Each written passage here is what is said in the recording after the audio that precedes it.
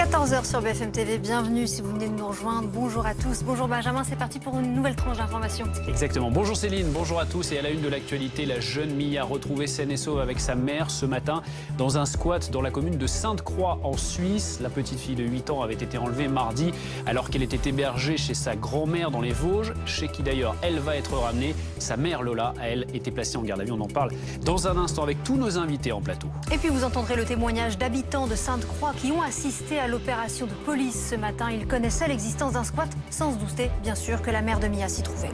Dans l'actualité également, la colère des policiers après le verdict dans l'affaire des policiers brûlés à Viry-Châtillon en octobre 2016. Des peines de 6 à 18 ans pour 5 jeunes. 8 autres ont été acquittés. Une bagarre générale a éclaté dans le box des accusés à la lecture du verdict.